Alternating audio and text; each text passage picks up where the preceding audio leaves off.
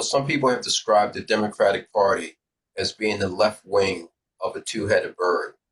Do you have any comments about that? Well, given the correlation of forces in this settler colonial regime, it's not surprising that there are two major bourgeois parties. And unlike Canada, for example, which did not revolt against British rule in 1776, for example. As a matter of fact, I was toying with the idea that I've just dropped of doing an analysis of Quebec uh, in the 1770s, the predominantly French-speaking province of Canada, because it was under British rule. It didn't revolt, for example. As you know, many of the French population, French ancestry population in Quebec are still complaining justifiably about persecution by the Anglo elite, for example. And of course, we all know that during the time of slavery, Black people were fleeing in mass to Canada, where the crown ruled. And that brings me to the No Kings protests, which, I supported. I recall I was in British Columbia for a good deal of 2025, and I would take the ferry every Saturday to the state of Washington, where I had a post office box. I recall getting off the ferry at Port Angeles in the state of Washington and running smack dab into the No Kings protest, which was, it's a very sleepy town. Hardly anything happens there. So I supported that protest, but the slogan, you would think that the so-called revolutionary republic south of the border was in the vanguard, and Canada, which still has King Charles as the head of state, was lagging behind. But they're the ones with single payer health care, for example. They're the ones with social democrats in power in British Columbia, where I was resigning and have been in power for decades. And they're the ones in the last 24 hours, I'm speaking on January 17th, 2026, where Prime Minister Mark Carney of Canada in Beijing announced that we are in a new world order. I don't want to digress too far, but in some ways, the Carney visit can be bookended with the Nixon visit of the early 1970s to China. Well, please Although, sorry? go ahead and elaborate. I make that connection. Well, I mean, I think Carney is correct. Uh, well, obviously, U.S. imperialism, uh, they overdetermined Moscow during the Cold War, 1917 to 1991. And that led them to cut a deal with China under Nixon in the early 1970s, which led under Carter to massive foreign direct investment into China, spearheaded, by the way, by the former leader of the United Auto Workers, Leonard Woodcock, who used to be the leader of the United Auto Workers. It's one of the ironies of history. And it's helped to create this juggernaut. Now, US imperialism is scrambling to try to slow down China. In that regard, they elected this felon, Donald Trump, who is seeking to do so. And of course, the latest national security strategy in November 2025 has steered clear of the fool's errand of trying to confront Russia and China simultaneously. And instead, as Carlos Lozada, the New York Times put it, moving from America first to America's first.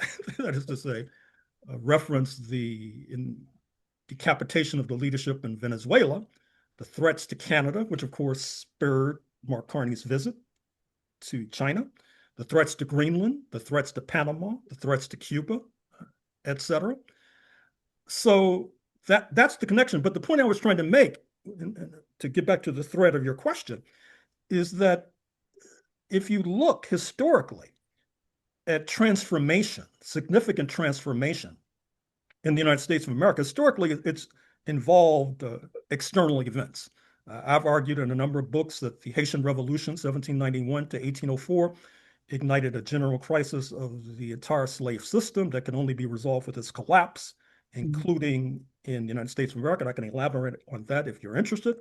Absolutely. I got into this business of history some decades ago, talking about the impact of the Bolshevik Revolution 1917 and how that helps to give rise to a communist party, give rise to the organizing of the CIO, the Congress of Industrial Organizations, left-wing movements under the New Deal, under Franklin Delano Roosevelt, 1933 to 1945. But alas, in 1944, you had the dumping of FDR's Vice President Henry A. Wallace of Iowa, replacing him with Harry S. Truman of Missouri. And then when Roosevelt dies in April 1945, Truman, not Wallace, supplants him. And then you have the inauguration of following the dropping of bombs on Hiroshima and Nagasaki, August 1945. Months later, the inauguration of the Red Scare and the Cold War, which clips the wings of the left-wing movement. I'm speaking in Minneapolis in a few weeks, the current war zone. I can elaborate, if you like, on some of the points I'm going to make there. But one of the points I'm going to make is that some of your audience might know that the affiliate of the Democratic Party in Minnesota is called the Democratic Former Labor Party. And that stems from the fact that in Minnesota, you had a third party, the former Labor Party.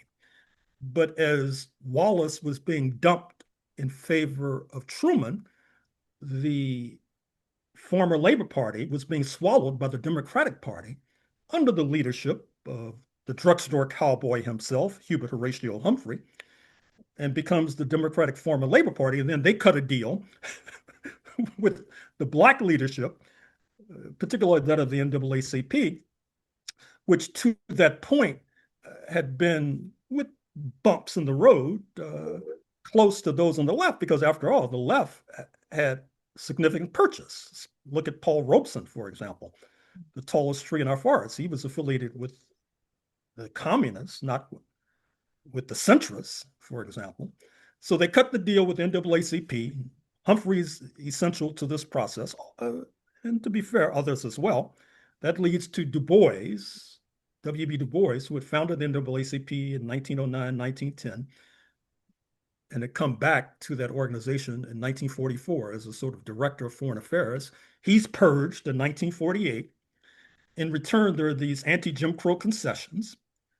And on the one hand, just to add a footnote, I think we can understand why the NAACP cut that deal. But the problem is most of our historians, they just take it for granted. You'd be surprised to look at histories post-1945. They don't mention Du Bois, don't mention Robeson, don't mention the left. I mean, it's really malpractice, quite frankly. And it's infected, I'm afraid to say, a goodly number of our friends on the left who are not really aware of what I'm talking about. So to return to the thread, there have been attempts to build left-wing formations like the former Labor Party, like the Progressive Party in 1948, with Henry A. Wallace as the presidential contender. But it's been very problematic and very difficult to do so. And that brings us, of course, to your question, which implies, understandably, a critique of the Democratic Party.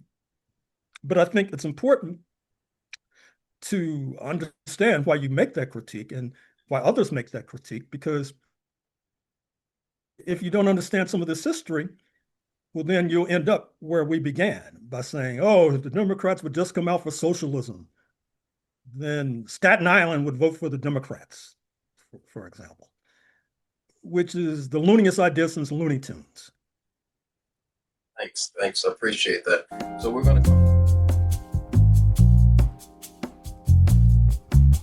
The concrete wears the stories of the feet that never rested.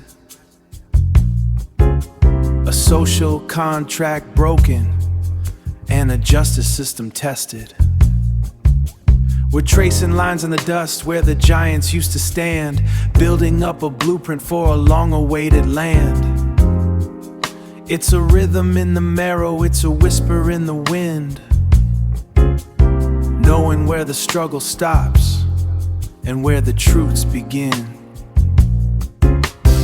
So let the awareness rise like the tide against the shore.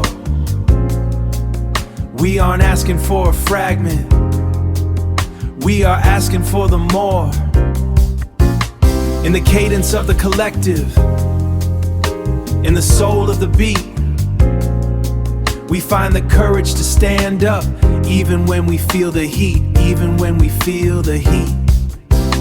The metaphor of shadows is the comfort of the blind, but we're breaking through the static of a cultivated mind. Every voice is a brushstroke on a canvas, painted colors of a different kind of day. Urgency is not a fire, it's a slow and steady flame, keeping us from forgetting why we ever started the game.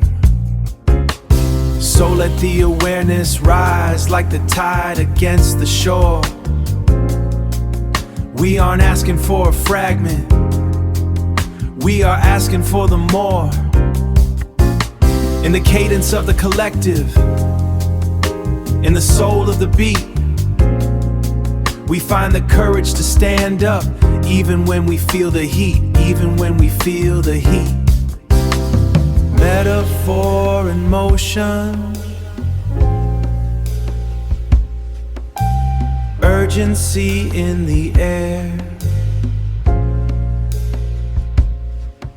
Are you listening? Are you there? The rhythm remains, the reflection continues. Stay aware. Peace.